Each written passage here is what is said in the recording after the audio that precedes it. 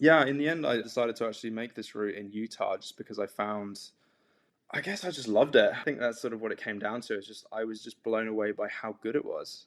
That for me is why I want to make routes. I want to make routes that just make me super happy to ride. If I'm having a blast and I really am like, this is truly world class, this is unbelievable, this is some of the best riding I've ever done. I want to be able to give that to other people too, and to give other people the opportunity to have that same feeling. And yeah, Utah is just so crazy good. Welcome to the Seek Travel Ride podcast, where we share the stories and experiences of people who have undertaken amazing adventures by bike. Whether it's crossing state borders, mountain ranges, countries or continents, we want to share that spirit of adventuring on two wheels with our listeners.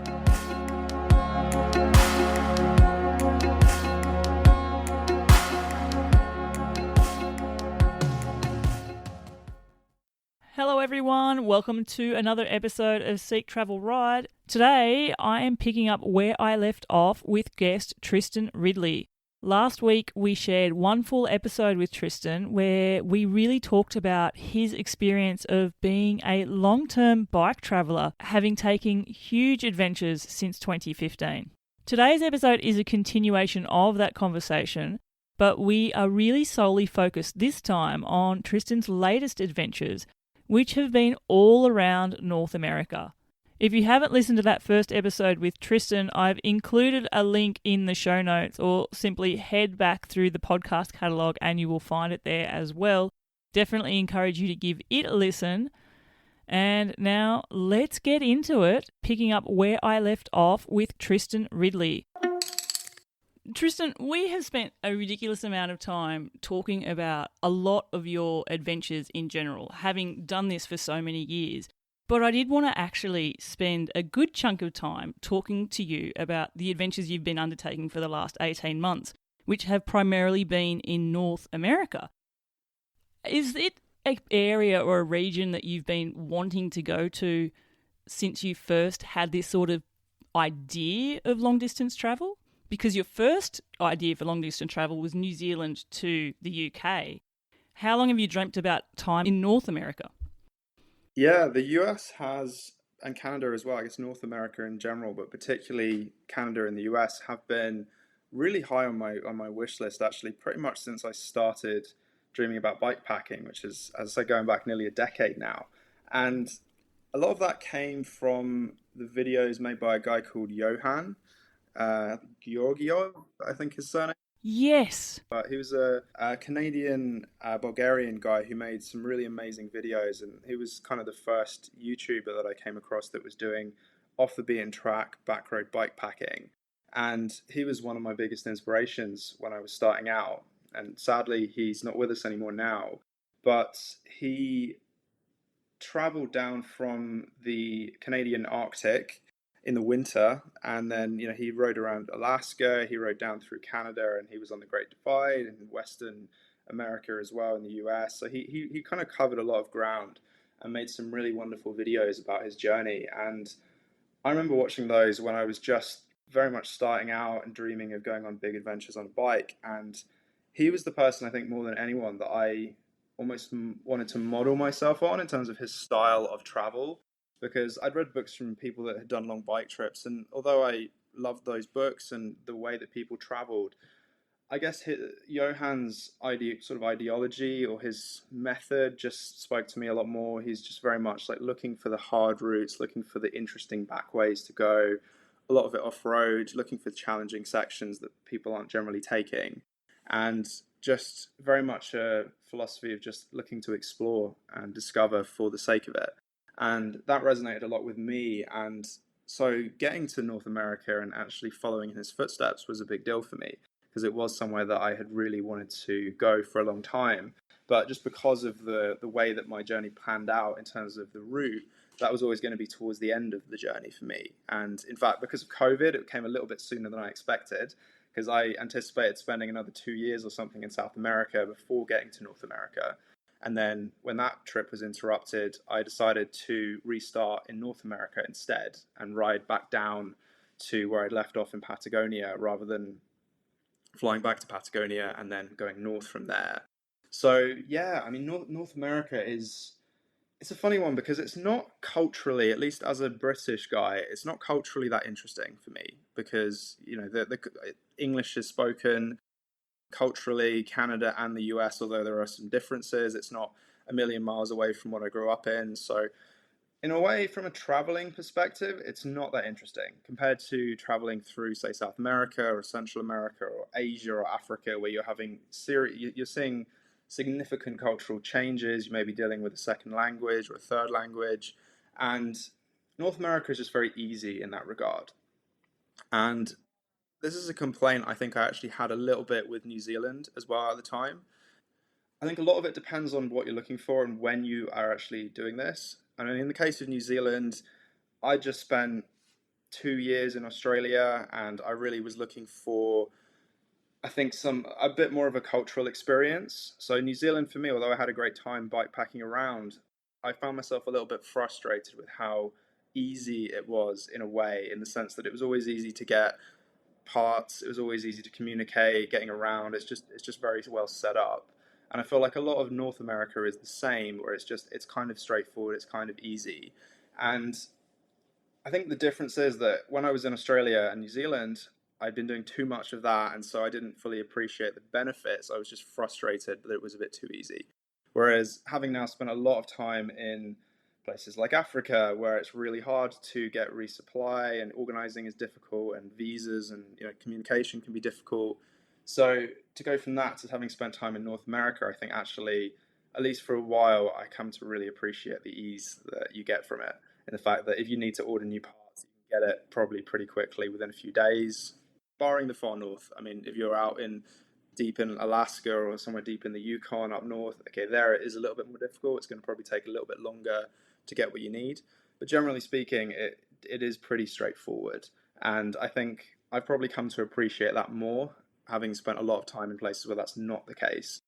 But I guess fundamentally for me, the main draw of North America is going to be landscapes, because culturally, I don't think it's that exciting, to be honest. And I think it's interesting in places, and people in general are lovely for the most part, but it's not that different. But landscapes, I mean, it's really hard to argue with North America. I mean, throughout, I don't know, I'm not really one for sort of like ranking continents, so it's not really how I like to do it. But I think you'd have to just say North America is pretty much as good as it gets in terms of the scenery on offer. I mean, especially in the western side of the continent, which is the route I more or less took. I mean, all the way following the Rockies and then into the US, the national parks. It's just truly mind blowing how beautiful it is out there.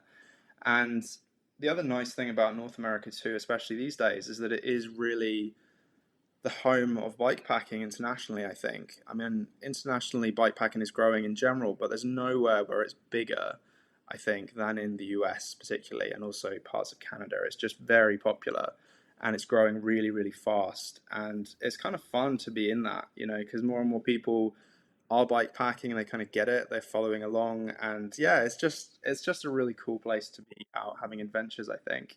I think about like what you were saying there with the natural beauty and the landscapes and stuff, and the differences also to going somewhere where there's the ease of being able to speak to someone and know what you want to order, and being able to get yourself out of a situation, because if you break something, you could probably get it the next day or that day or by the end of the week, definitely.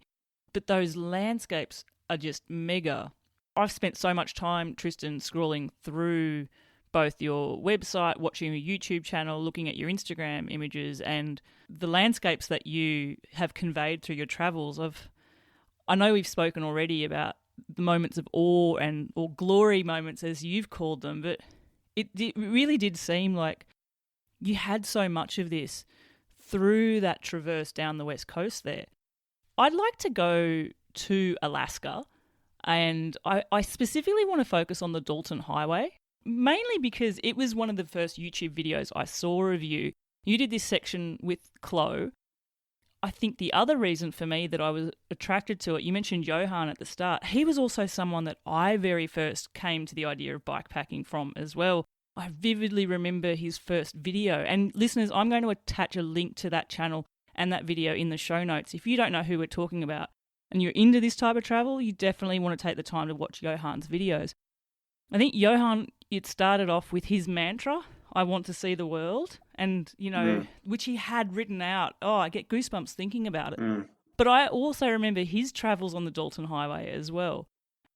Your trip there was interesting. It's funny, if I was to ask you to describe in one word the Dalton Highway, what word would you use? Mosquitoes. That's what I was going to say. Because how could we talk about this and not talk about the mozzies? Oh my gosh, they looked absolutely insane. Yeah, it's funny. I mean, I've traveled through a lot of places where bugs are bad, and I obviously had heard that the Alaskan mosquitoes were a whole different thing. They joke out there that the mosquito is the state bird of Alaska. And there's some truth to that because they are huge and they're just a different breed of mosquito to what I've seen anywhere else. Apart from the fact that they're bigger, they're just so incredibly aggressive. And relentless. Yeah, well, most mosquitoes won't bite you on the face, at least not immediately. They'll give you sort of there's a sort of a courtesy that they'll grant you of a second or two to just flap your hand in front of your face and waft them off. But the Alaskan mosquitoes, they'll go straight for any exposed skin, including the face, and they've bitten you the second they've landed. They're so aggressive and so hungry. And my experience was a bit probably worse than usual with Alaska, because they did say that the year that we were there was probably the worst bug year in a few decades, that it was an especially bad year for it. Yeah, it was shocking, I have to say. I mean, looking back, there are things that I could have done or would do differently in terms of equipment to make it better. I mean, one thing that I definitely should have done was wear a bug-proof shirt of some kind. Do they have those? Like, what would that be? Kevlar? Jokes aside, like, what would that be? You can buy shirts that they impregnated with I guess it's some kind of spray that basically just keeps the mosquitoes from landing or from being able to bite through your clothes. And it sort of also discourages them from landing and hanging out on you for too long. But the key is not, if they can't bite through your clothes, you're a lot better off, because that was the worst thing about the Dalton, especially for the first few days. It was just, it's very hilly for that section, lots of big hills, and it's quite high resistance with the kind of like wet gravel. And so you're going to be climbing a lot at walking speed, basically, for a significant part of your day. And the mosquitoes will just stick to you for that whole time, and they'll be biting you through your clothes. They'll be attacking you relentlessly the whole way up. And then you have 5 minutes of bliss as you go back down the hill on the other side, and then you start on the next hill and they're straight on you again immediately. And yeah, I mean, it was just horrendous. I mean, even soaking ourselves in DEET, which is this awful poison that you can use. Yeah, just soak yourself in pesticide. Yeah, I mean, that stuff is horrible bloody stuff. It works on humans, I always joke, because it's just so smelly and disgusting. No, it puts everyone off. No, but you did dedicate your YouTube video for that section in Alaska to the person who invented DEET, didn't you? The guy who invented DEET, yeah, he rescued us for sure. Because I remember watching, it was sort of those maddening scenes where it's one thing to have them, stuck on you when you're grinding up a hill and at a physical effort, but then the thing that really brought it to me was those moments which should be just peaceful moments, eating a meal at your campground or waking up and having your breakfast or a cuppa or something like that. And there was no sitting still for that. I remember you and Chloe, you had to do sort of like laps. Like you had to eat while marching pretty much.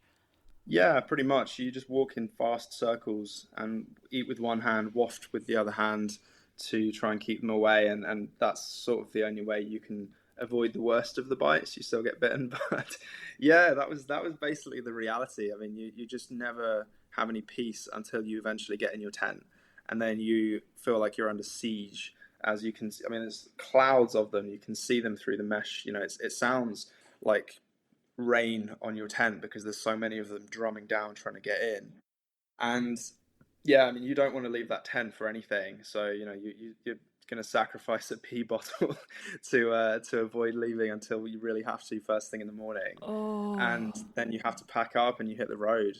But I mean, the thing that makes it really bad, I think in bear country especially, which of course all of Alaska is, you have this problem where the ordinary solution to dealing with bad bugs would be just to throw your tent up in the evening and then do everything in your tent. So you would maybe cook in your tent if you have to, or just eat in your tent.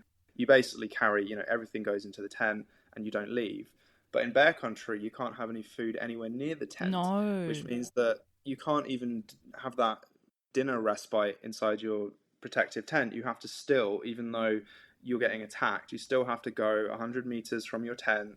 You then have to cook while being attacked, eat while being attacked, wash up, put everything away, make sure it's stashed somewhere far from your camp. And only then can you finally get into your tent. And then you have to repeat that for breakfast, of course, as well. And then, it's just relentless, it's very demoralizing having to just deal with that, because that's your safe space, right? The tent, you can just do all the things in there, but suddenly as soon as you add bears and mosquitoes, it's really just a match made in hell. Oh my goodness. Were there horseflies there as well? Or I don't think I remember there being many horseflies in the Arctic. There were a few around further south, but I think the Arctic itself was only mosquitoes. My experience with horseflies has generally been that you typically get one or the other, at least in terms of it being really bad. You either have bad mosquitoes or you have bad horseflies. I don't think I've had a situation where I've had terrible both. Maybe the mosquitoes even annoy the horseflies enough to stay away. I'm not sure. Is there actually a mosquito season? Like, I know that from year to year it can be, that they're always there, but some years are worse than others. But what are the months that you were actually there, and when were you actually riding Alaska when it was peak mosquito season? So I started in Alaska in June, and I guess in Alaska we were there for 2 months. So that's mid-June to mid-August. And the worst of it was definitely, I think, July. Sort of probably July was the worst. Yeah, I think it was by the time we left, which would have been, I'd say, mid-August, we probably crossed into Canada. By that point, the mosquitoes had already definitely tapered off a lot. Actually, Canada didn't have a bad bug season that year, as far as I know. I mean, it seems to be quite specific to the conditions in each of the places. And I mean, I'm sure there's people that study this, what makes it so bad. It's going to be a combination of maybe like a mild winter combined with a wet spring. And yeah, just something that means they can multiply en masse. And it's also going to be related to where they're getting their food sources too, because, they need enough food to be able to get that big. And some seasons, it's just the ecosystem, I guess. It's just got a natural up and down to it throughout the years and seasons. But yeah, it was a very bad year for mosquitoes that year. I mean, on the flip side, I'm not really looking to complain, because although the mosquitoes were really bad, in terms of the weather, it was pretty good. Yeah, we had a few days of rain on the Dalton, but not much. In Alaska in general, we actually had very little rain, and it was mostly pretty good weather, which is not the case for a lot of people. And so, yeah, I think on balance, you have to just find the positives. I mean, you get what you get. And in our case, we got mostly good weather, but terrible bugs. And that made some sections a bit tough, but, you take it. You just have to make do. And I think with the Dalton, it was only really the first 3 or 4, maybe 4 or 5 days maximum before it got better.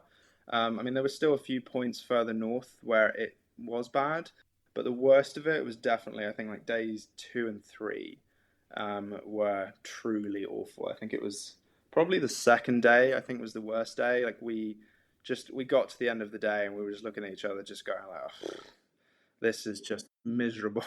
What are we doing here? I'm a natural mosquito magnet. I always joke that I'm everybody's else mosquito repellent, and I would cringe to think how I would go. But I imagine with numbers like that, everyone's getting hammered. They didn't just go to either of you, did they? Both of you were hammered equally. I think, yeah. Ordinarily, you're the kind of person that I would ordinarily love to travel with for that particular benefit as the sort of the magnet. But I think in Alaska, there's so many of them that there's just it doesn't matter who you've got with you; they're going to go after everybody. Chloe, actually, I brought him along partly as sort of the bear defense, because I figured, Chloe's from France and they grow up eating much better food than we British. So I figured if I were a bear, I would go for the Frenchman over the Englishman. There you go, Chloe. You might taste a bit better. I think he would. I also reckoned I could outrun Chloe faster than I could outrun the bear.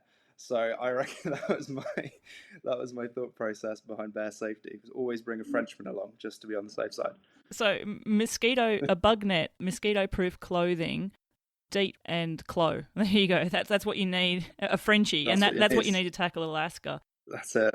On bear safety, you did mention there how one of the important aspects is not having food where you're going to be sleeping. It's not just food, though. It's also anything with a smell, isn't it? So it could be Right. soap, deodorant, Yeah. anything that has any form of a smell. I've read and seen and spoken with other guests that the theory is it's sort of like a triangulation point, like where you hang all the food and the smelly aromatic stuff should be in one point, you eat in a total other point, and then you camp somewhere totally different as well. Is that that was the approach you took too? Yeah, that's the, I guess, standard bear defense in terms of being prudent in bear country with your camping. Yeah. So yeah, you just want to make sure that there's nothing to associate your tent and you with food. So you want there to be nothing basically in your tent that smells other than you, because even something like toothpaste, it kind of has a smell, and if you leave a thing of toothpaste in your tent, it could potentially get a bear interested enough to come in or come investigate, and you don't want to wake up to a bear trying to find its way into your tent. It's just a hassle. I mean, you get used to it. I mean, when going through bear country for many, many months, just get used to the fact that that's part of your daily routine. Every day you need to make sure that you eat far from camp, and then you gather up all of your stuff, you put it into a bear bag or whatever you're using to store your food, whether you're doing a hang or you've got a canister. You then need to look at, tie it up, secure it, and then you carry on with your day, and you have to do that every day. And it never ceases to be a hassle.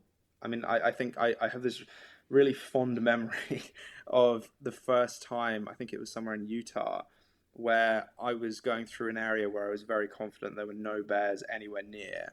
And I ate my dinner sitting inside my tent, which is the first time I'd done this for many, many months of riding. Just a real joy to actually be able to do this. Yeah, it would be. Bears in general, I mean, I've never really been too worried, I guess. I mean, you do your due diligence, you take precautions, you carry bear spray, and you got to be smart about food and camping. But yeah, I mean, assuming you take those precautions, I just never lost any sleep over bears. I mean, I saw many, some of them pretty close up, one or two a little bit too close for comfort. I've seen a lot of snakes. I'm an Aussie. I've seen a lot of snakes before, and a hell of a lot of spiders. I'm certainly not scared of spiders. And snakes, I'm more aware of. If I'm not expecting to see a snake, I'll go, oh my gosh, snake. And then I'm quickly pretty calm, because I know that I'm not going to try and catch it. I'm not going to try and kill it, and it's not going to go for me then, which is unfortunately why most people get bitten. But I feel a bear's on a different level, because it could want to go for me. Whereas a snake, I know, doesn't want to be anywhere near me. I mean, generally bears aren't interested. I mean, but there's a big difference between black bears and grizzly bears. Grizzlies are the worst, aren't they? Yeah, I mean, black bears are kind of big dogs. I mean, basically, I mean, it's not quite that simple, but generally, black bears are going to avoid humans and run if it comes to a confrontation. Grizzlies are just a little bit more unpredictable. Generally, they also will leave you alone, and generally, they're not interested. But there's just a little bit of a, I don't know, diva flair to grizzlies, and that very occasionally they just attack for no good reason whatsoever. I mean, the only thing that really gave me any cause for worry in general was cubs. Yeah, that would add a different dynamic to it.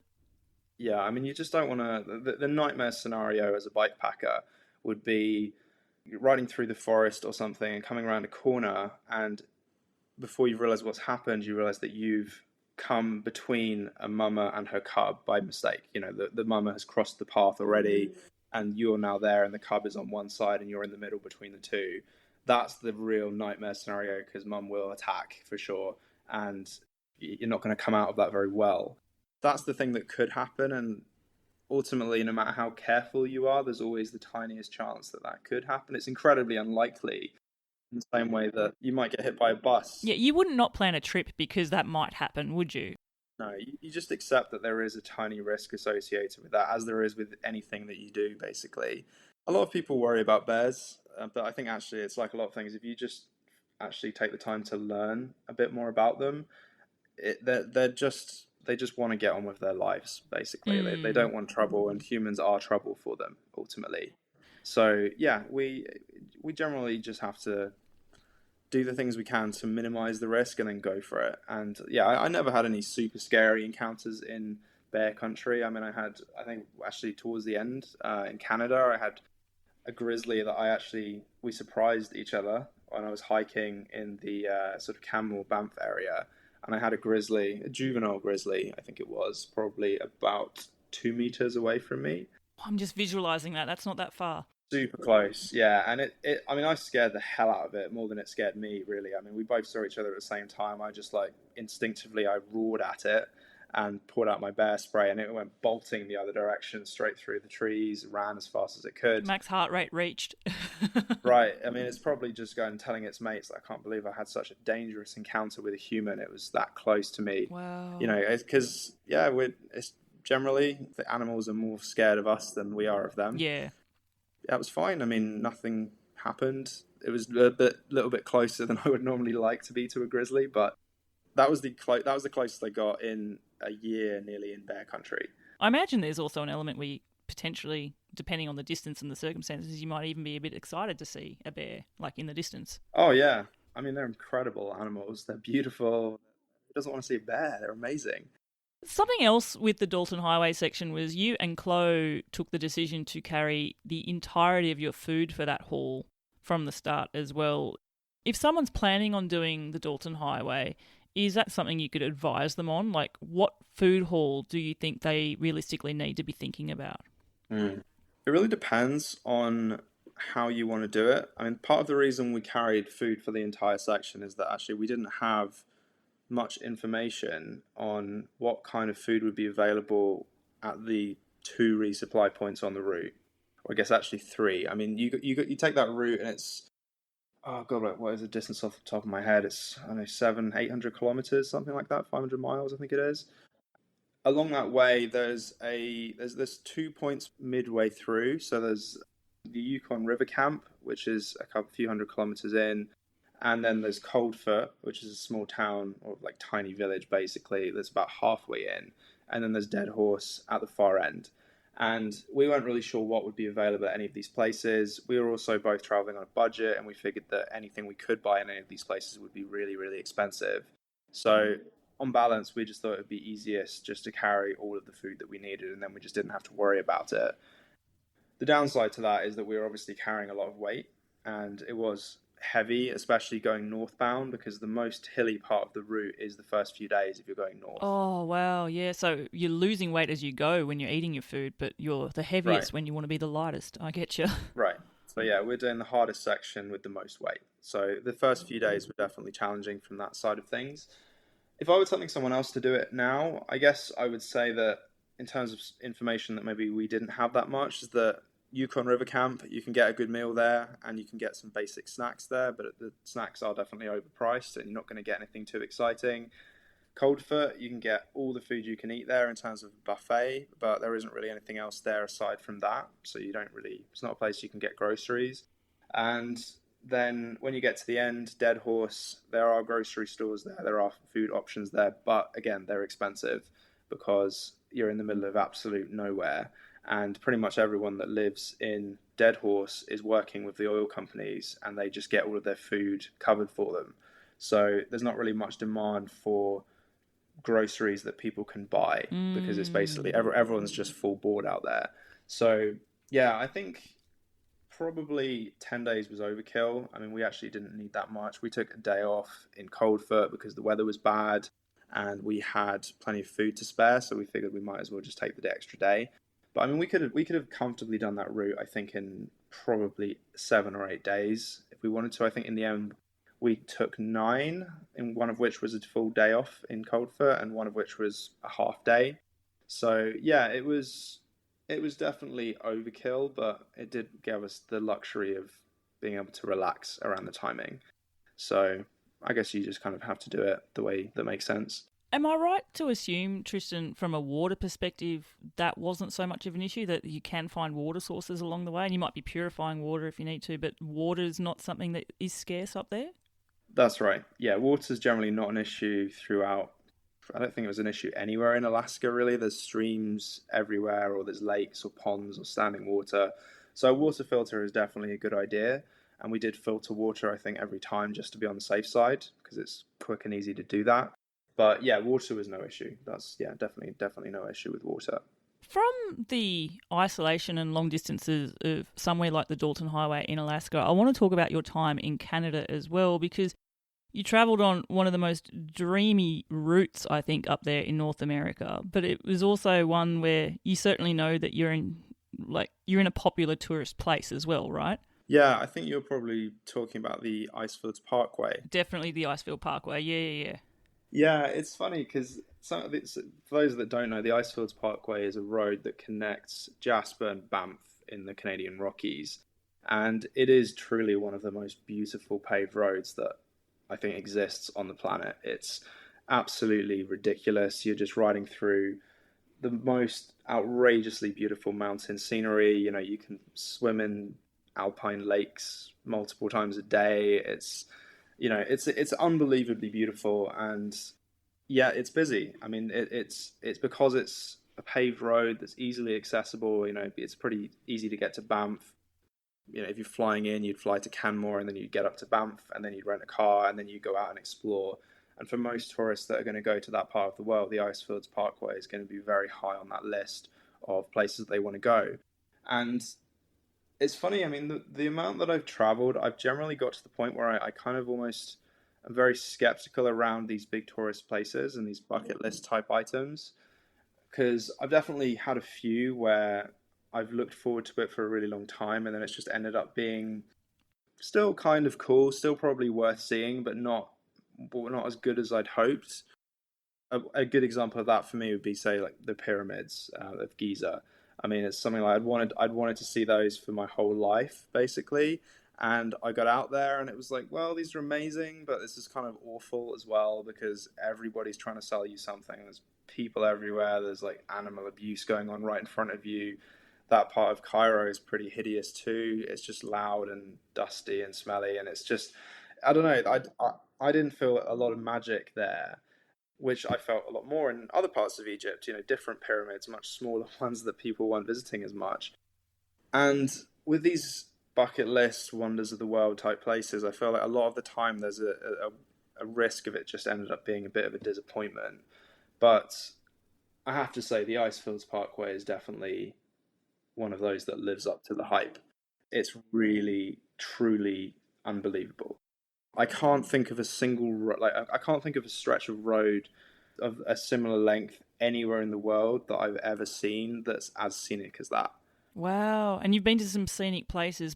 Are we talking about a stretch with like sealed scenic road as well, like accessible, like mass tourism type stuff? Yeah, I mean, I guess, if I were going to compare the Icefields Parkway to some other routes, I guess I'd be thinking, the Carretera Austral in southern Patagonia, perhaps.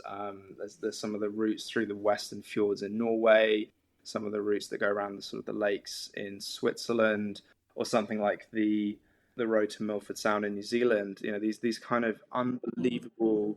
These are mega roads for sure. I mean, these are all paved, well, mostly paved roads, or at least accessible roads. And yeah, I just think for pure scenery and pure experience, I think you struggle to beat the Icefields Parkway, just because I mean I think 300 kilometers from Jasper to Banff, and it's pretty much jaw dropping the entire way. And you have a big shoulder to ride on, I think, all the way through as well. So from a cycling perspective, it's very cruisy. You've got great campsites throughout. Resupply is pretty easy.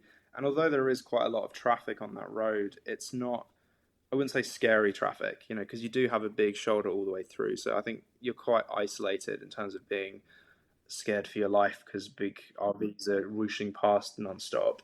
But yeah, it does definitely have a different ring to the experience when you are sharing it with so many people.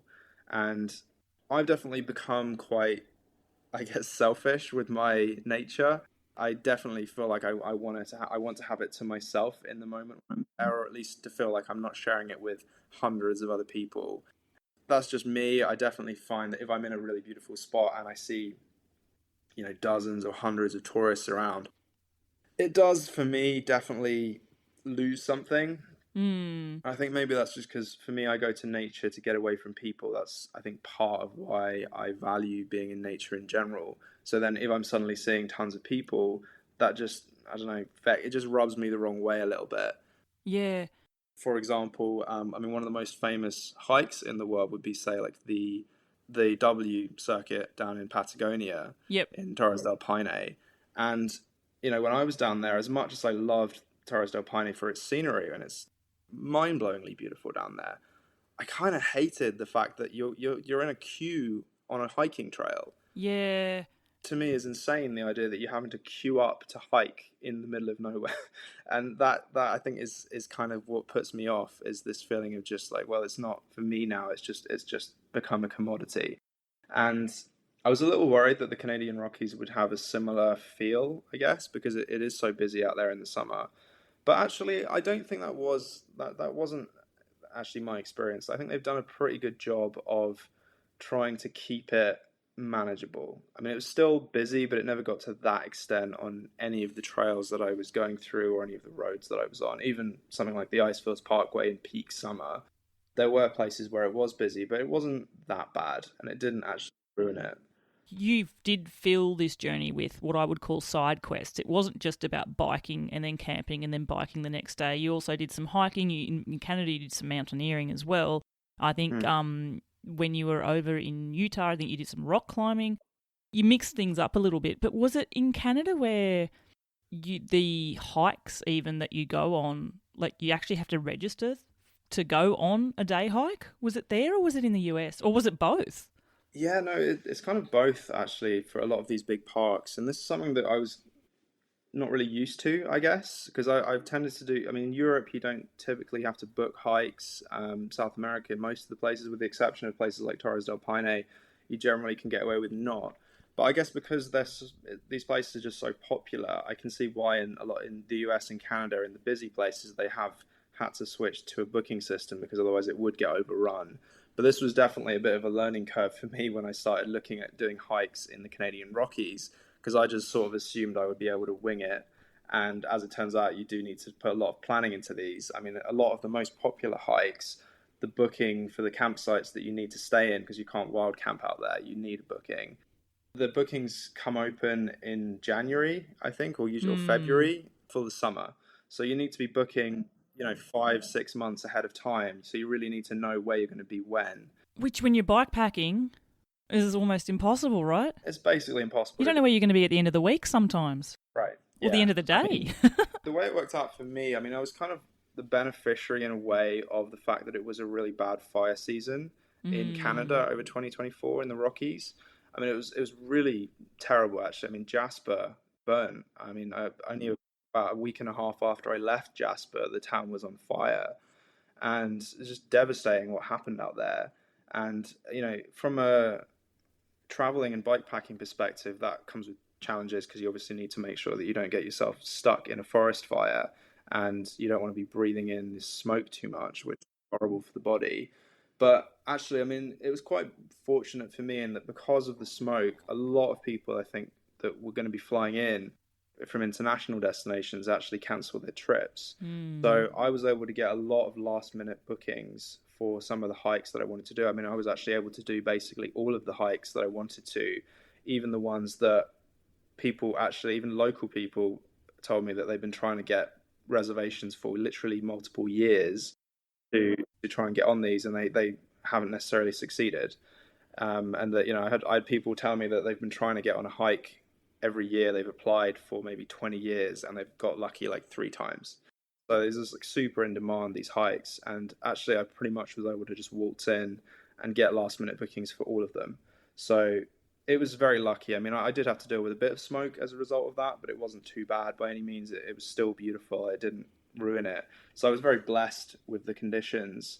And although I had 1 or 2 slightly scary fire situations, I had one morning where I woke up and it was raining ash on my tent. Like the sky was red. I've experienced fires in Australia. Yeah. And that scenario of ash flying in, or, raining down from a fire that's away, or the smoke coming in, and knowing that, it's very unsettling. Yeah, well, you don't know where the fire is, especially if you're out there in the sticks. You've got no phone signal. You've got no way to actually find out where the fire is. And it could be really close. I mean, you can smell smoke. And it could also be, hundreds of miles away. And it's just that the wind is blowing it a long distance. And yeah, it's a tough call. You have to decide, do I just get out of here? Do I bug out, or do I wait, or do I continue? Like, what do I do here? Are there any fire safety measures in terms of bikepacking, like in certain areas? Like, Do you register that you're in an area or anything like that that you're aware of? Because fires, sadly, are going to be.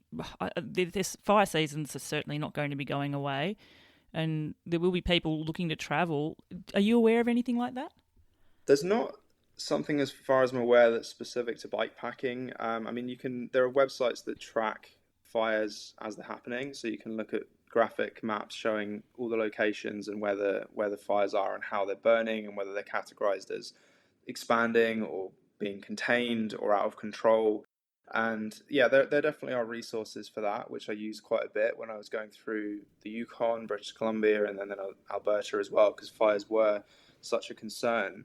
But yeah, I mean, it's getting bad. I mean, as we speak right now, it's January, and I'm in San Francisco right now, and there's currently a massive fire raging in Los Angeles, just not too far away from where I am now, and it's winter, and there are still fires going on. So it's scary. It's definitely getting a lot worse. The thing I learned actually this or last year when I was in Canada is that there are fires too that will burn all winter long under the snow. So I don't know what the technical term for them is, but I sort of had them described to me as zombie fires, because essentially these will just keep smoldering all through the winter under a deep snowpack, and then in the spring, once the snow melts, they just immediately fire up, and you've got a fire again. So they won't even stop over the winter; they'll just bide their time. So it's kind of terrifying. The GDMBR, Great Divide Mountain Bike Route, this was also a trail or a route that you had in mind for many a year as well. Mm. Readying yourself to do that, cross that epic trail, what were the feelings like at the start for you? Yeah, this was a kind of a special one for me, the Great Divide, because I mentioned earlier that a big inspiration for me starting out was Iohan, and he did ride the Great Divide, and made a great video of going through it. I mean, he actually, I think, rode it multiple times, but it's just one of these incredibly iconic routes. I think probably it is, I think, the most popular and famous bikepacking route in the world. And, it's ridden by so many people. It's made popular by things like the Tour Divide, which is a race that goes through the Great Divide once every year. And because it's so accessible, I mean, it's in North America, and there's so many people that want to bike pack in North America, and it's a long distance. It's logistically pretty straightforward. You can cross the whole country. It's a beautiful route. So I think it's a hugely popular route in general, and it's one that I had wanted to ride for a really long time. Yeah, it was kind of surreal starting that route out, and it's crazy because it is a really amazing route, and I loved riding it. And yeah, I have to say, I rode about half of that route, in fact. So I came off that route in Colorado after a few months on it. But it's funny, as a route creator myself now, I actually don't think the Great Divide is actually that good of a route. Oh, controversy. Why? Okay, so God, so right. So where do I start then? Okay, so I think the main thing for me is that it actually isn't that stunning in terms of the scenery for a decent chunk of that route. So part of that is down to the fact that it's such a long route. Obviously, it's running. I think it's over 4,000 kilometers all the way from the Canadian Rockies down to New Mexico. So there's a lot of distance there, but I just don't think all. I mean, there's definitely interesting bits in there, and there's some bits that are stunning, but there's also, I think, quite a lot of what I would call grind days, basically. Like connectors type of Yeah, stuff. I mean, it's sort of inherent maybe in a route that's as long as it is, but I think that there's a lot of days where you're just kind of covering miles, and it's not that incredibly special in itself. And this, I think, also comes back to what we spoke about last time we spoke, which was that I am kind of spoiled now because I've ridden so many places, and what I'm basically looking for and what I think of as a really great route is this idea of every day has a wow moment, a true showstopper where you're just blown away by what you're seeing, and you think this is crazy, like truly crazy what I'm seeing. And I just felt like the Great Divide didn't have that much of that. It had occasional moments where it was really wow, but actually I think the majority of it was like cool, good, but just not that exceptional. Just kind of good. And I can see why so many people like it and why it's so popular, and especially amongst people that haven't necessarily done too much bike packing before. I can see why it appeals, and it's very cool in the fact that you have this sense of family on the route because it is so popular. Especially if you're riding it in peak season, which most people are, there are going to be a lot of other people on the trail. So I've like Chloe, who I rode with in Alaska. He rode the Great Divide. He was about a month ahead of me, and I think he was routinely riding with like 5+ other bike packers. Yeah, wow. It's like you've got your own little gang. Yeah, you link up with other people, and it's got that kind of feel to it where you're just sharing the road with a lot of people. And because it's such a well-trodden route as well, it's just super easy logistically. There are some amazing stops along the way as well, like people you can stay with, and it's got a lot of good things going for it. And yet, I just think if you've done a lot of bike packing, I don't think it's going to give you anything that special, I guess. I mean, aside from that community vibe, which is quite unique, actually, I think there's not too many routes where you have that many people riding with you. But aside from that, I just think the day to day on the Great Divide is just kind of cool, but it's not that special. I'm not here to throw shade on the Great Divide. You don't regret riding it, no. No, I definitely don't regret riding it, and I definitely wouldn't tell someone don't ride it. I guess I would just kind of manage expectations a little bit. I mean, I think for me on that route, I don't know what I went in expecting, but I think part of it was that I just come from the Canadian Rockies, which is truly one of the most beautiful places in the whole world. And then so to go from that to like Montana is cool. It's got some cool bits, but it's not unbelievably beautiful. It's just quite cool. And then for a lot of it, again, it's cool, but it's not unbelievably good. The riding is mostly pretty easy. It's non-technical, so it's just kind of fairly straightforward to sort of click into gear, and you just live in that routine. And if you haven't lived that routine before or done it too much, I can totally see why someone would get on the Great Divide and have an absolute blast, because it's the novelty of it, and it's a very safe, I think, way to do it, especially if you're fairly new to it. But I think for me, I know a few other long-term bike packers as well that have ridden that route, that have done a lot of riding around the world, and that have more or less come to the same sort of conclusion that it's maybe a little bit overrated if you've done a lot of this kind of thing. Yeah, I mean, it kind of made me a little bit sad to feel that, because I did come in with these really high hopes for it, but at the same time, I mean, that's okay.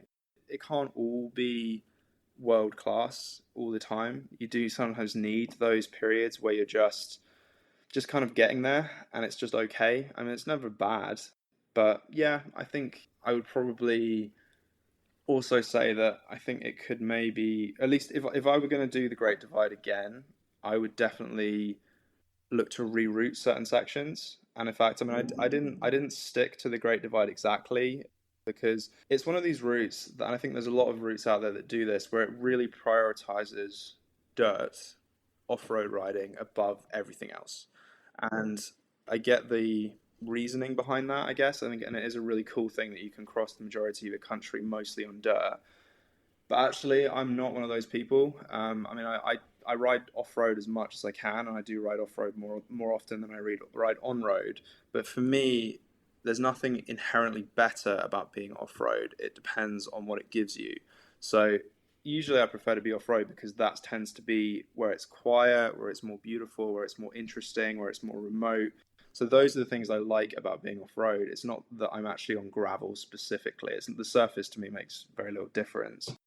But I mean, for example, on the Great Divide, I found there would be quite a lot of sections where it would route you up in the hills, so you're riding through the trees, you don't really have a view, you're riding up and down every bump, every little hill, so it's a lot of elevation up and down, and it's not really great riding, it's just kind of okay, it's just a bit of a grind. And then you'll look at a map, and there's a paved road running right down the middle of the valley that's running parallel to your direction of travel, and there's not much traffic on that road, and the scenery is way better because you can actually see out from where you're riding. You're not getting to the top of a summit and you can't see the view. I remember actually I interviewed another bikepacker, Katrina Hayes. Hey, Katrina. And she rode the GDMBR, and I can't remember where it was, but I remember her telling me distinctly about this climb that was just constantly in the trees, and then you get to the top and it's like, am I at the top? But there's nothing to see. I can appreciate what you're telling me there. It's a preference thing. I mean, there are people that would rather be off road all the time, and they don't mind that, and that's totally fair enough. I say it's just a preference thing. I mean, for me, because I value the ride and the scenery more than I do just being off road for the sake of being off road, I became a bit frustrated on certain sections, and it's not, by no means is it the only route I've ridden where this has been an issue. But yeah, there definitely were places where I was really just scratching my head and going like, why have they routed this? I mean, it just seems like I don't know. There's better ways to go.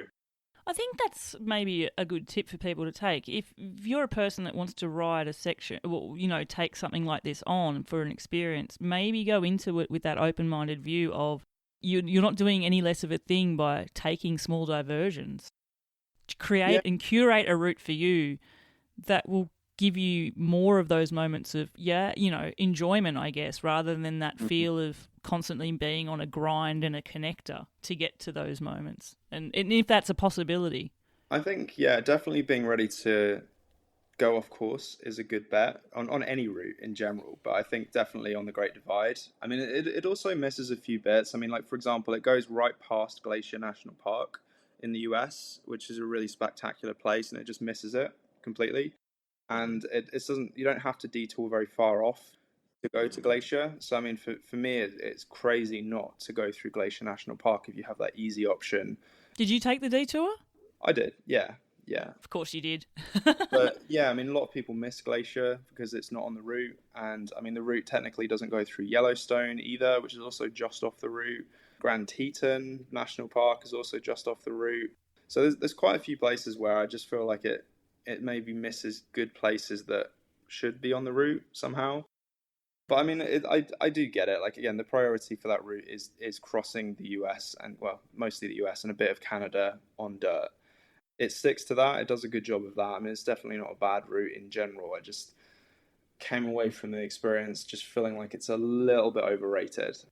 But again, I say that like with a caveat that I would never say to someone, don't do it. I just think, there's more scenic, more interesting routes out there. But at the same time, that those routes aren't as long as the Great Divide. I mean, it is a really long route.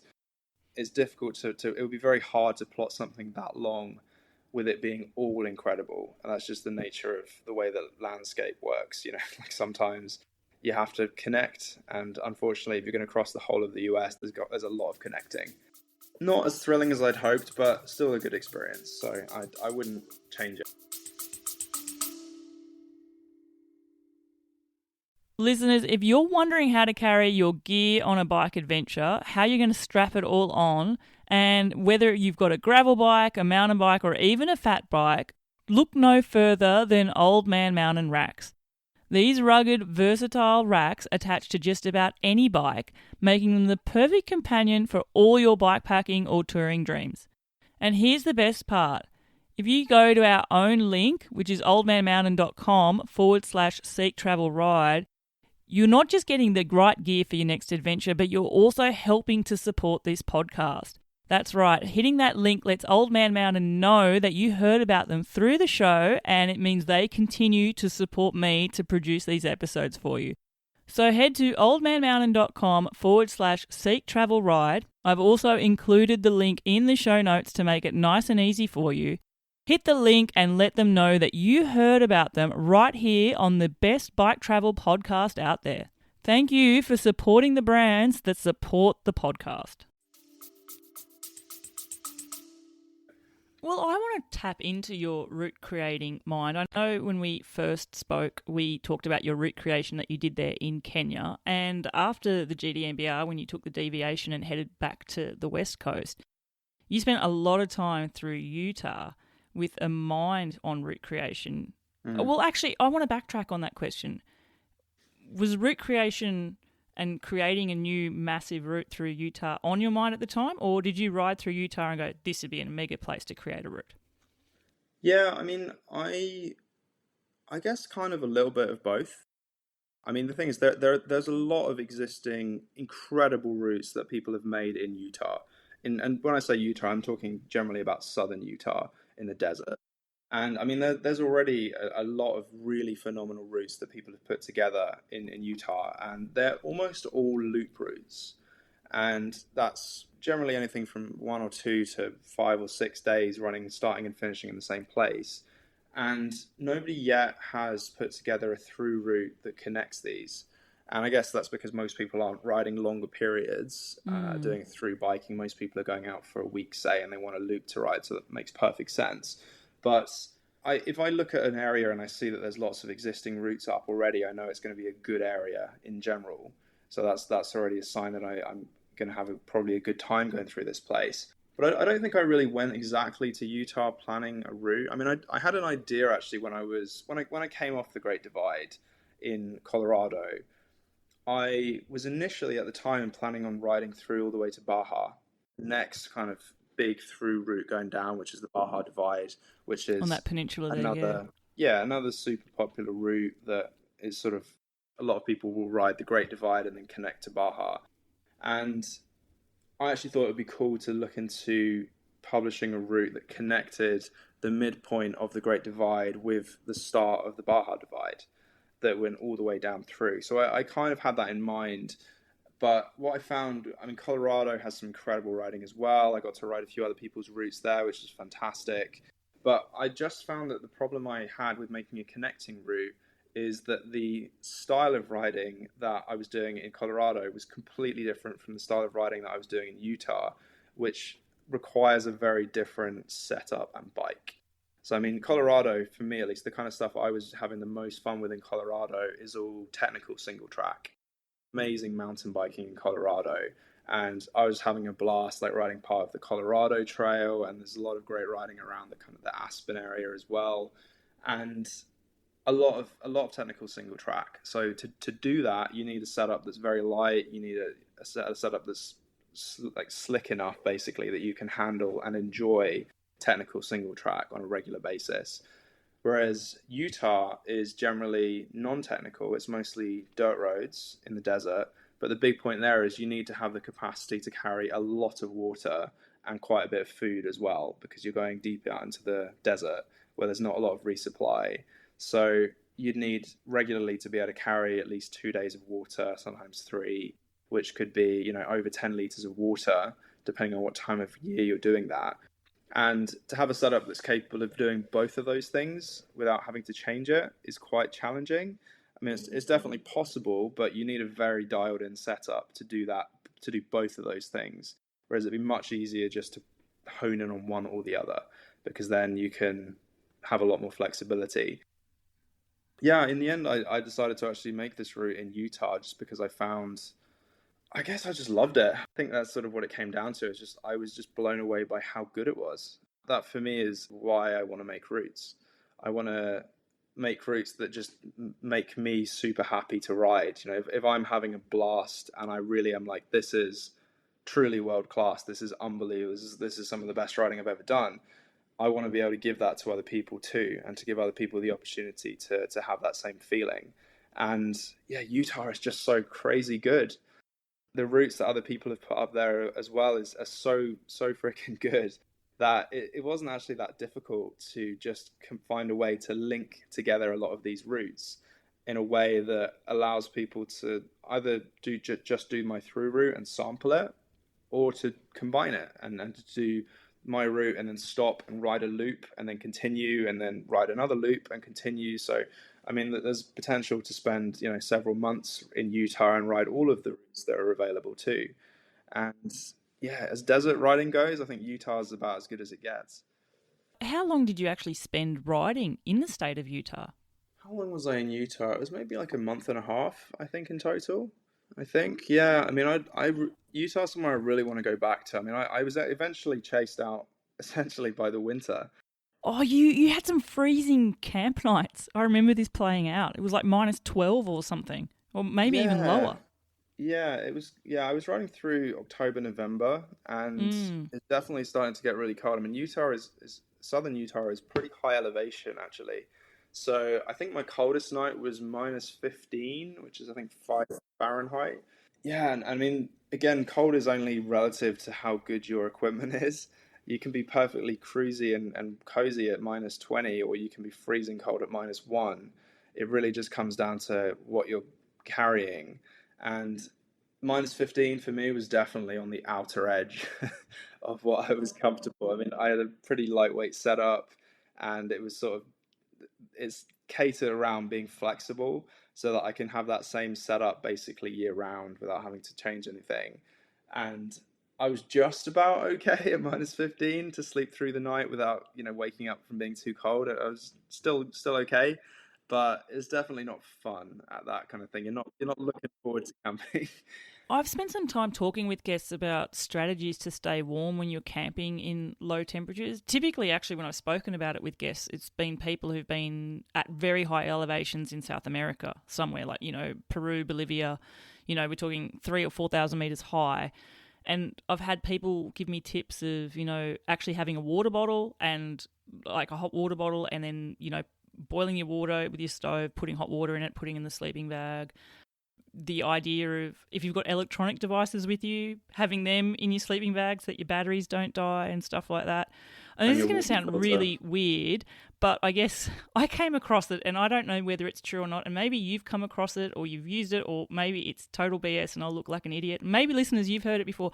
I came across someone's account that said something that people don't consider is actually using your pee in a bottle as something that's warm and putting that in your sleeping bag, which I guess if you don't have a hot water bottle to keep you warm as well. Have you heard of that before? This sounds horrible. I may cut this out. If I haven't, it's for shits and giggles. It's hilarious because you started talking and some part of me was like, this is going to involve piss, isn't it? There you go. So to answer your question, I think someone probably was taking the piss with you a little bit. Maybe I'm being cynical, but I'm not convinced. So the trick with it could work though, couldn't it? Like there's that part of you that goes, well, actually. Well, I think so. So the hot water bottle trick. So that's something like taking a Nalgene bottle or something, boiling some water, putting it in. That works really well. So that is definitely a good way to do it. Definitely do that. The problem I have with peeing in that same Nalgene bottle or whatever you're using. Oh no, I have many problems. I'm convinced that human pee is going to provide enough warmth to really make any serious difference. Like if you're at the point of literally where you might freeze to death, then maybe it's not going to hurt to try that. It might make the difference to keep you alive, but I just don't think it's hot enough. I mean, I don't know. Maybe I'm outing myself for someone that doesn't. No, I mean, I'm also thinking like practically, like maybe if it's that cold out at night and you needed to pee in the middle of the night and you got a pee bottle in the tent, you could, make use of it after. I'm not sure. Yeah, sure. I mean, I guess it's not going to. Bear Grylls would probably be the person to ask, right? I think he stays in hotels, doesn't he? I think. Oh gosh, the weather though was something that did come up, and actually. There were a few weather events that played out. Cold nights aside, you had there were 2 days that stood out for me, and one of them actually you had a photo in front of a sign. It said vehicle travel on designated roads only. Road impossible when wet. This played out to be the most epic peanut butter mud hiker bike that you have ever done, right? And that was due to, I guess, weather previously. Right. I always ask guests, Tristan, to tell me and describe one day of their trip. And I normally let you pick the day, but I'm going to be selfish and ask you to tell me about this day because I feel every hour of this day is probably burnt in your mind. Yeah, it was a very memorable day, that's for sure. Okay, so that one was a day southern Utah. I was quite near the Natural Bridges National Monument, which is a park in the middle of nowhere in Utah, and I'd camped partway up a dirt road to get up into the edge of an area called the Bears Ears National Monument, and it was going to be a back road way to get across down to the Colorado River, heading up towards Hanksville. And I guess I started the day. It was another night below freezing. Woke up, had breakfast, and spent the morning riding up a pass. And once I got towards the top of this pass, I started hitting, I guess, mild peanut butter mud. And peanut butter mud is this kind of mud that just clumps to your wheels or to your shoes, and it's just incredibly sticky. It's peanut butter mud. It's probably the only thing that's worse than headwind as a cyclist, because it totally gunks up your bike. You can't even push it basically at a certain point because it gets in between your wheels and the frame. And so peanut butter mud is awful. And I've had lots of peanut butter mud over the many years I've been doing this. Sometimes really bad, sometimes not too bad. And so it's not a new thing for me, and it's always bad. But you always just kind of hope that it's only going to be a little bit, because you never know how much of it's going to be. And in this case, it was going up into the mountains. There was parts of the road were frozen. There was quite a bit of snow here and there, and then there was this one little patch of peanut butter mud, which I got through and thought, well, hopefully it doesn't get too much worse. And unfortunately, it did get a lot worse. I think it was by far the worst peanut butter mud I've ever had. Essentially, I think it would have been about 3 hours covering only about 2 or 3 kilometers, so about 2 miles. I wrote that down. 3 hours to go 2 kilometers. And there's a great visual of this too, of you like hauling with every bit of strength your bike, which with all that peanut butter mud on it weighs a hell of a lot more than it normally does, right? I've learned since then that actually Utah and that sort of part of the Colorado Plateau is known for this. And like I got sent lots of messages from people that had similar experiences and shared their pain on this, because yeah, it's just so incredibly heavy. I mean, my bike is relatively light, and I mean, one threshold for me of weight is I always want to be able to lift my bike over my head fully loaded, so that if I need to get it over a gate or something, I can do that. And I could barely get my bike off the ground even an inch. It was so heavy. I mean, I was having to just slide the thing on this slick mud. Just I've never had such a heavy bike in my life. And yeah, it was just super hard going. You're having to get a stick and just kind of try and get the mud off every few steps. I mean, it's just the most excruciating experience, just so miserable. And you're just screaming at the sky in frustration. It was, yeah, it's not fun. I mean, but at the same time, I mean, there's a lot, even I think in the moment actually, that I was quite grateful for, because I mean, it wasn't raining, it was blue skies, so that was good. There were bear tracks, like fresh bear tracks on the road. Oh my gosh. It's just a level. No, this is Utah, so they're only black bears. I didn't actually know there were bears in Utah. There are, yeah, in the forested higher up bits, there are bears, but yeah, I mean, it's kind of cool to know that I wasn't alone out there. That some other creature had been having this struggle with me. Miserable day as well. You could have been swapping stories. Yeah, it was hiker biking. I was hiker pouring. Because the other thing though, Tristan, with this day was you mentioned it took you 3 hours to go about 2 kilometers. But you didn't continue going in that direction then, didn't you? Like you reached a breaking point and had to go pretty much turn back on yourself. I did, and I really hate backtracking. It's one of my least favorite things to do. I mean, I got essentially the reason I was carrying on, because I was trying to get up to a junction where the road was going to turn off onto what I thought was going to be a bigger road, or it's still a dirt road, but a slightly bigger one.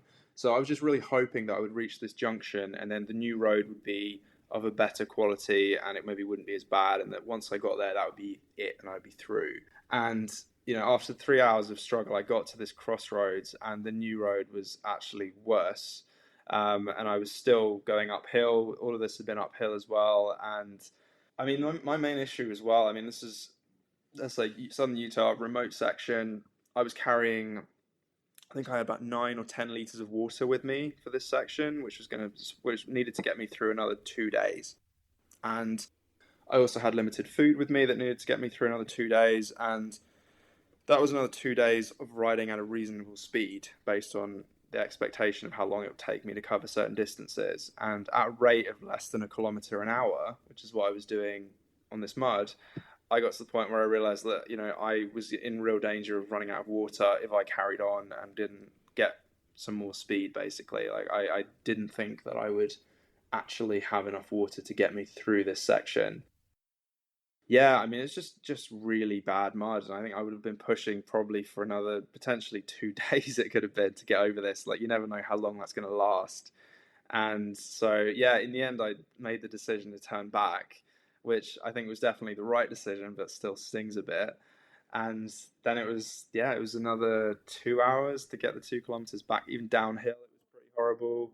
And yeah, my drivetrain got stuck. My bike runs a belt drive instead of a chain. That came off and then wouldn't go back on because it was too gunked up. And yeah, it's just pretty, pretty tough day.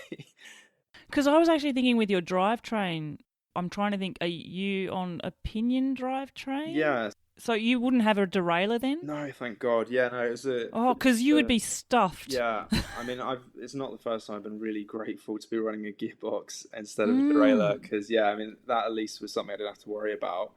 But yeah, I mean, I really thought I might be stuffed though because this belt just would not go back on. It was just with the belts, I guess the downside to them is that they can be finicky if there's anything gunky in there. And trying to get them back on is just I basically end up having to sacrifice some of my water to clean things off. Which, when you're running low of water, would be a hard decision to take as well. It was sort of okay on the way back because with the plan to backtrack, I was able to get water more quickly. But yeah, I had to use up most of my water to clean up, and then eventually my bike was up and running again. I backtracked, got to where I'd camped, got back to this national monument where I'd resupplied with water in the first place at a visitor centre there, and decided I had to just basically take the road to make up the time and distance. But it actually ended up being an amazing evening. I mean, while I was filling up with water at this visitor centre, I met some random people. The sun had already set at this point. Someone gave me a sandwich, and food's always a great motivator. So Trail angel. Thank you to whoever gave me that sandwich. And yeah, I ended up riding for about 2 hours on this road in complete darkness, just under the stars and the moon. And there was literally not one car in 2 hours on this road. It was just a paved road, but like beautiful riding, mostly downhill, easy. And yeah, it was just actually an amazing night in the end. And I ended up having another great camp spot, and everything's fine. It was a really great end to the day. I think yeah, it was quite cool to have that positive finish actually, because I think something I've definitely appreciated about the time that I've spent traveling is positivity in general, and that I think the most important thing that you can bring with you on any trip is a positive attitude, and sticking to that when things get tough and dicey, and trying to just stay positive and just see the funny side of it and not get too upset and don't feel too sorry for yourself and just get through it. And yeah, it was nice actually. I think it was cool to reflect that if I'd have had that day, that same day of challenge and misery 10 years ago before I started doing this trip, I think I'd have suffered a lot more through it. And I think it would have taken me a lot longer to bounce back. But actually, yeah, it was cool. Like, I had a great finish to the day, and I don't really view it as a bad day. It was definitely a challenging day, but I'll remember it, that's for sure.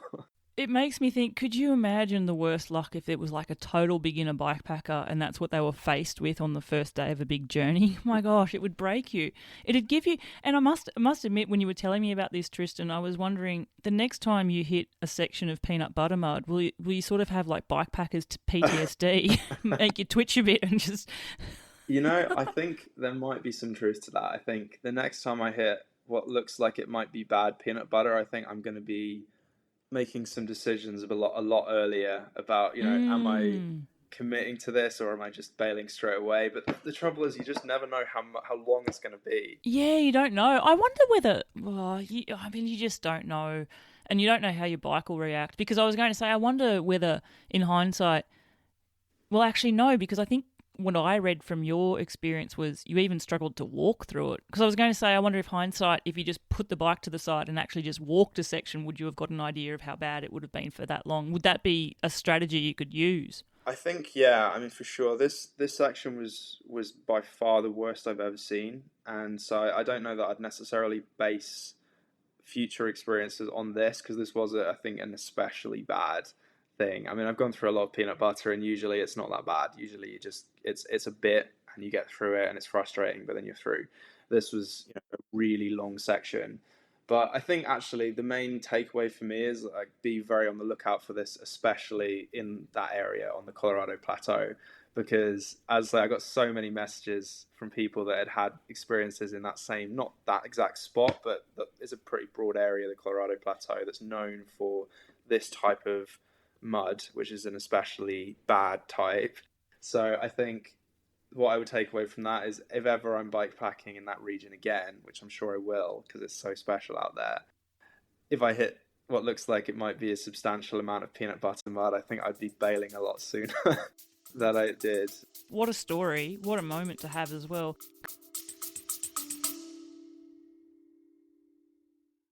Listeners, are you ready to take your cycling adventures to the next level?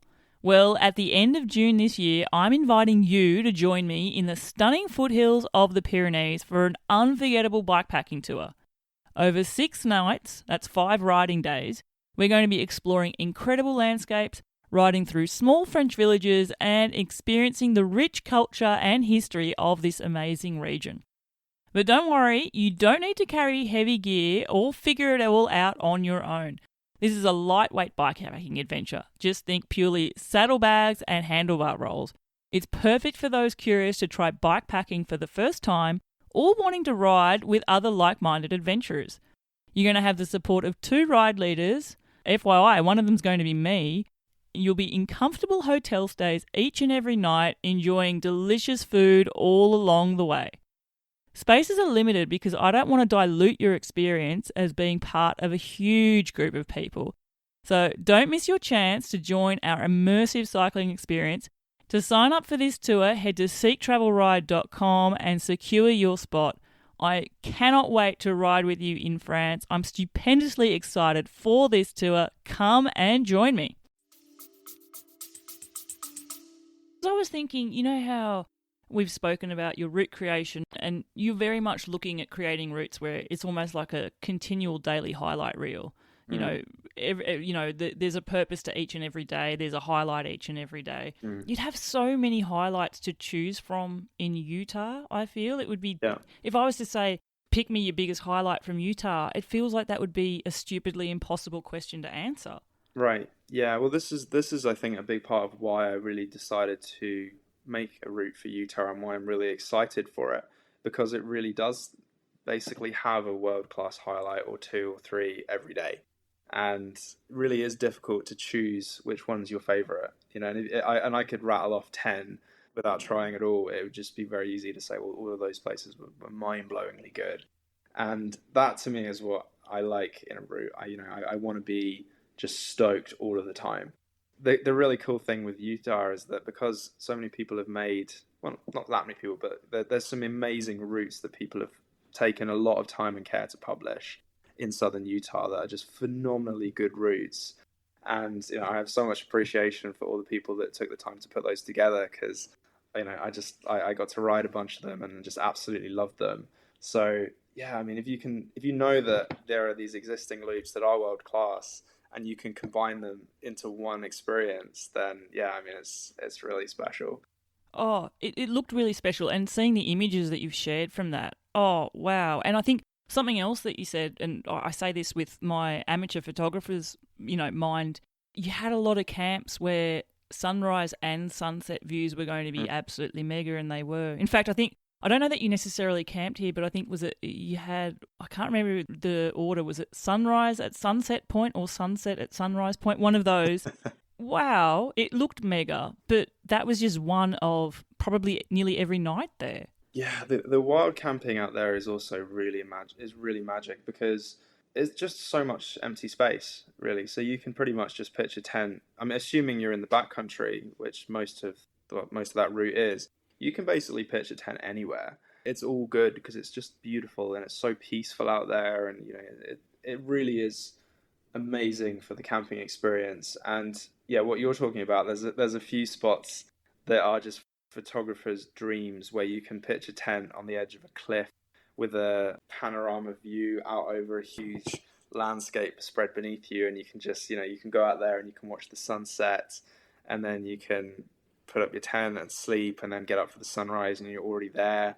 And yeah, I think Utah really spoiled me. Yeah, and you don't have to book yourself on a hike months in advance to say, I'm going to be there on this day to appreciate this either. I think that was that element of it as well. Yeah, for sure. It's kind of funny actually because I saw so few people in Utah, partly because it's already remote, and partly because I was there in November, which is a lot later than most people want to be out there.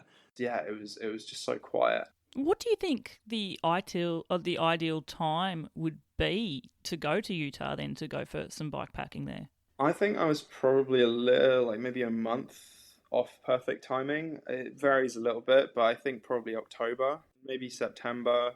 Though it can still be a bit hot. I was going to say because Utah, you couldn't get there too early because it would just be excruciatingly hot too, wouldn't it? This is the balance because if you're there too soon, it's just way too hot to be fun. If you're there too late, it's freezing cold in the winters. I mean, it's a harsh place. And I'm also thinking Utah comparatively, at the very start we were talking about Alaska and, you didn't need to think about water holes because you had water in a lot of places along the route. I imagine Utah water isn't prolific in a lot of places, or did you find that were you having to think of water for days at a time continuously? Yeah, so water's a major issue for sure in Utah. I mean, it's a desert, of course, so water is always the big issue. And that was a big part of the challenge in making a through route in Utah that would be doable and reasonably doable on a bicycle, was making sure that it didn't require too much water carry, or that it was a feasible amount of water that you needed to carry. And then finding where resupply points would be, springs. And then the challenge out there is that a lot of the springs that you can find in the desert are not reliable because they depend on rainfall, which you can't predict. And if I'm planning a route, I need to make sure that these springs are going to be there consistently all year round, because I don't want to publish a route that says you can get water here and then some thirsty people get there expecting a stream and then find nothing and then potentially run into serious trouble. So yeah, it's definitely something you need to take seriously in a place like that, especially if you're on the back roads. Because I mean, if you're riding on paved roads, if you're on the highways in somewhere like that, you still need water. But worst case scenario, there's cars around, there's vehicles, but you could pull someone over and just say, "Look, I'm out of water. Can you please help me out?" And they're going to help you out for sure. Whereas if you're riding through places where there's hardly anybody or maybe nobody, you've not got a backup. There's no one that's going to rescue you. You really need to make sure that you've covered yourself and that you have got enough water. And yeah, it's a lot of weight to carry. Yeah, because that was something you mentioned when we were talking about equipment earlier, how the type of setup you'd have to ride single track in Colorado is very different to the type of equipment you would have for Utah. You made equipment changes then during your time traveling through North America, didn't you? I did, yeah. So I've run actually quite a few different setups. I mean, I really, I'm a huge gear nerd for all this stuff, so I do really enjoy getting into it and just playing around with different setups, experimenting and seeing what works and trying to find the most optimal setup. And that is an endless quest. There is definitely no perfect setup that will never, I'll never reach that end point. But I think I've definitely got to a point where it's pretty dialed in. And yeah, I mean, I've actually ended up with a very lightweight setup now. I mean, over the course of the last year and a half, I guess, since I left Alaska, I've played around with a few different types of setup. I mean, I was running a suspension fork for part of it, and then I was running rigid with bigger tires. And I mean, actually, just over the last couple of weeks, while I've been taking a break before I get back on the road to head down to Mexico, I'm having more changes made to my bike. So my suspension fork is going back on the bike, and I am actually going to be trying out some carbon wheels for the next year, which is going to be interesting. And yeah, I mean, essentially, I've just I've dialed in my pack setup based around what I need and what I want to do. So I mean, in Alaska, I had a bit more capacity because I was expecting that I needed to have longer food carries, like this, carrying 10 days of food for the Dalton Highway. You need quite a bit more space for something like that. So I had a bit of extra capacity. And then when I was in the Canadian Rockies, I was carrying at one point mountaineering gear with me, and that also takes up a lot of space. And yeah, I mean, right now I'm at a point where it's very, very lightweight, and I've still got the same setup that I was riding when I was crossing Colorado on single track. So it's light enough and sleek enough that I can ride technical single track and trails without having to feel like I'm having to slow down so much that I can't actually enjoy it. But yeah, I mean, I think what I've got to is a pretty good balance. I mean, if anyone's interested, they can. I have a full gear list on my website. They can by all means have a look through, and there's a few videos on my channel where I run through what I carry. But yeah, I'm pretty happy with how it came together. I mean, the fact that I could ride technical single track crossing Colorado and then go straight into hauling 10 to 11 liters of water and 5 days of food on the same setup without having to change anything over, while also having the gear for, as I say, minus 15 at night, I think is pretty good going, especially with having to, as a content creator, I'm having to carry a lot of extra gear that most people probably aren't. So I've got a laptop with me, I've got a drone, multiple cameras, tripod, all of the things that I really kind of would love not to have to haul, but are part of what I do, and it's worth it. But it all takes up a lot of space. Oh, it would do. It would do. But listeners, I definitely welcome you to check out what you were talking about there with your gear guide, because I think it is one of those benefits of so many years of experience is you are making a lot of those tweaks and choosing what you carry. There's a lot of thought that goes into it through experience. I will provide links in the show notes, listeners, to all the ways that you can find Tristan's content. Your Instagram account, Tristan, if you want to give that a quick shout out, and listeners can look for that as well. Yeah, absolutely. Yeah, my Instagram is at Tristan Rid. So that's TristanRid. And you can just search for my name, Tristan Ridley, on YouTube and you'll find me. And my website is tristanridley.com. So it's all pretty straightforward.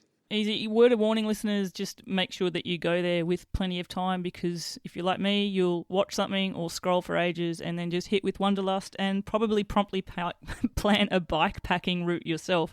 And definitely, let's keep our eyes on Tristan on this route that you're building for Utah. I can't wait for it to launch. It just sounds so exciting. Yeah, I am really excited to get that one out there. I mean, for me, the thing that tells me I'm on the right track is I would really love to ride it again now. And I only rode it a couple of months ago, and I mean, maybe not right now because it's even colder in Utah in January. Fat bike. But yeah, I mean, in general, I mean, yeah, like I can't wait to, I'm sure I'll ride it again before too long, because it's just, yeah, it's amazing. So I can't wait to get that out there and start getting some feedback. Oh, I'm certain people will be listening to this and, finding themselves on that trail, which I think is the best part of it, when people who love and have a passion for this way of travel are creating routes with this in mind. It's going to leave us just motivated to go and explore these areas as well. So that's awesome. And I think that's probably the best side of that type of creation mindset that you've got with the way that you travel as well. Tristan, I've spoken to you literally for hours, over 2 sessions now. People, you're listening to this is our second episode featuring Tristan. And first and foremost, a mega, mega major thank you to, allowing me to have so much of your time chatting bike travel, making me live vicariously through what you're doing. I do need to wrap the show up. And I do that, Tristan, asking the same few questions. The first one is music related. You are a guest now, Seek Travel Ride, and you get to choose a song that goes on the Seek Travel Ride guest music playlist. Listeners, it's available there on Spotify and also Apple Music. Tristan, what song are you going to pick that's going to be the soundtrack to your adventures? Yeah, that's a really tough question. And I guess probably like most people, I feel like songs get associated with certain times for me. I think back to certain periods, and that's the soundtrack of that particular time. But I don't know, let's say I'm going to go with Against the Wind by Bob Seger. I feel I should know this. Old school song. You will definitely have heard it. This was, for me, was the soundtrack to the very start of my trip in New Zealand, because I just got cursed with the worst luck with the wind in New Zealand. I think did actually write down, and I think it was something like 87% of the days I had strong headwind. Oh, it was just relentless. So that song Against the Wind very much summed up New Zealand for me. And actually, it's, in a lot of ways, I feel like going against the current and doing it differently, doing it hard, is probably a good metaphor for how I've chosen to live my life. At times with your journey as well, Tristan, you've, there's been events that have happened that have made you feel like you're against the wind even more. And, I would think of being stuck in Patagonia during a COVID lockdown as, a global pandemic comes down on these plans, that's a part and parcel of it too. Well, I love it. You are down. Against the Wind by Bob Sager. Okay, next question, and as we're talking about wind, this is quite apt. You're given a choice one day, and you can choose to go in one direction, and you're going to be travelling over the most corrugated, washboard, bumpiest road in the world. And I don't mean that it's like a pothole here or there. I mean it's constant. Like, if you've got fillings, they're going to fall out of your teeth type. Or you can go the other way and you'll be against the wind. You're going to be riding into a monumental headwind all day. Which one are you going to choose? I'm going to take the potholes, for sure. I thought you would. See, you have given me an idea, though. I only just recently changed this question up because every single person, I used to have it as an option of you could travel uphill forever or you go into a headwind. And, of course, everyone is choosing to climb all day. Yeah. I've only just changed it. I nearly think maybe I need to give people the option of you can travel into peanut butter mud or travel into a headwind. Yeah, you see, I think this is honestly the only thing worse than headwind as a cyclist is that peanut butter mud. Truly, I think it's just the worst, isn't it? It's just so demoralizing. And I think the only good thing you can say about headwind compared to peanut butter mud is it doesn't also wreck your bike. There's no cleaning to be done afterwards. Yeah, well, that's true. It just wrecks your mind. It's so destroying. Oh, okay. You're on Team Corrugations. Well, final question for you, Tristan, and I'm really looking forward to the answer to this, especially asking it to someone who's travelled for so many years in this mode. And that is, I want you to finish this sentence for me. And the sentence is, the best thing about taking a bike adventure is... Oof, that's such a difficult thing to narrow down to one sentence. The best thing about a bike adventure is... God, I am struggling here. You're going to have to give me a minute to come up with something good here. That's really a good question. How do we narrow that down? I guess I would say the best thing about going on a bike adventure is that the bicycle is the most freedom you can get without an engine. And not having an engine is huge in that it is so much more sustainable in so many ways. And you can throw a bike over a hedge, you can throw a bike onto the back of a truck, you can lift it, you can throw it around, you have so many more options. And it's the perfect vehicle for adventure. You're going fast enough to cover ground, but slow enough that you can still smell the roses. You're accessible, and the bike is such an incredible passport as well. It's such a good way to meet people because you turn up on a bicycle and people want to talk to you. It's intriguing, what is this person doing here on a bike in the middle of nowhere? It's freedom, I guess. There's nothing that gives you more of that than a bicycle, I think. And yeah, it's funny, actually. I mean, I don't know if you want to include this or not, but I remember having a conversation with somebody that was telling me that in the US here, where I'm now, they've had issues with rednecks, for example, that don't like bicycles. And they will maybe cut them off in their big trucks and they say, hey, why are you on a bicycle? And, this guy I was speaking to says, all you got to do is turn around to them and you say, well, the bicycle for me is the ultimate freedom. Like, why do you hate freedom?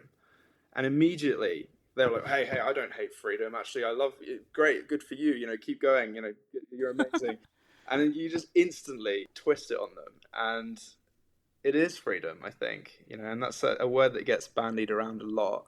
But actually, it's such an important concept. And I do think the bike is the most free a person can be. More so even than being on foot.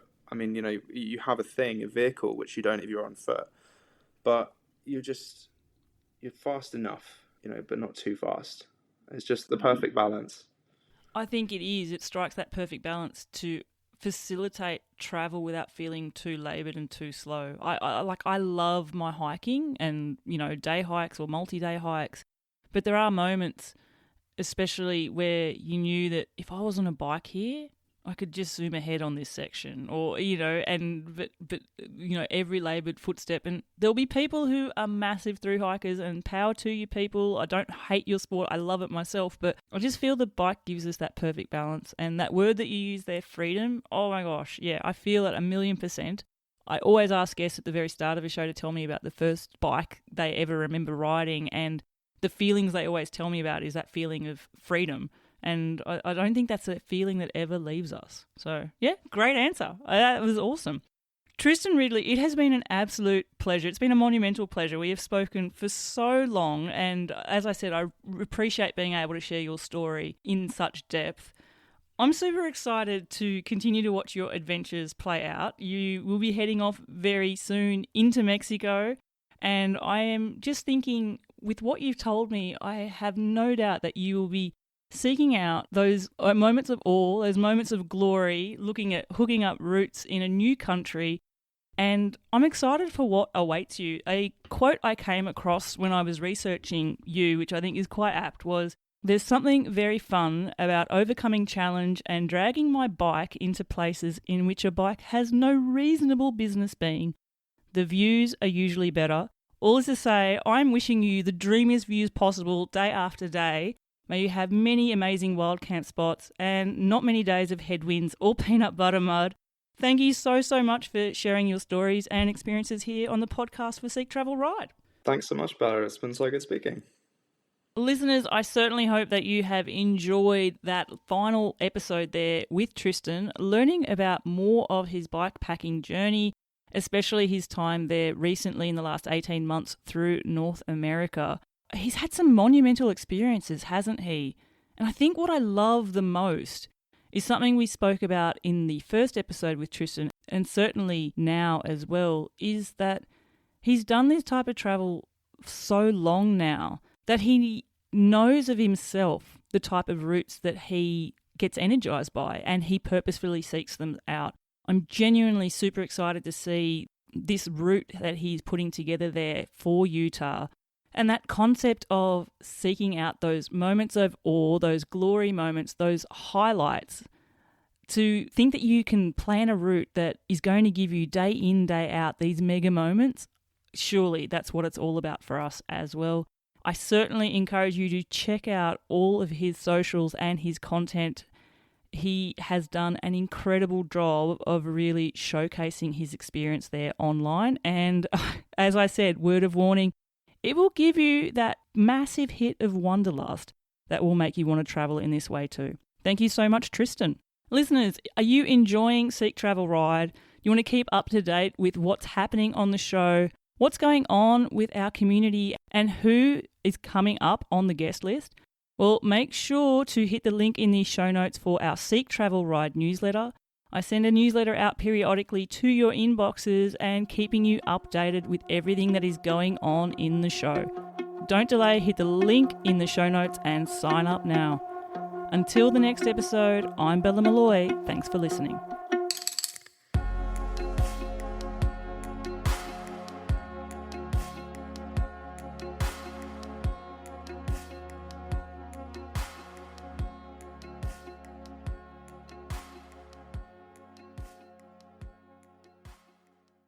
Hey there, adventurers! Are you loving the stories on Seek Travel Ride? If so, you can help the podcast wheels turning, literally. Head to the link in the show notes and buy me a coffee. Every coffee fuels this podcast, supports incredible guest stories, and keeps the adventure alive. So go ahead, click the link in the show notes, grab me a virtual brew, and let's ride on together.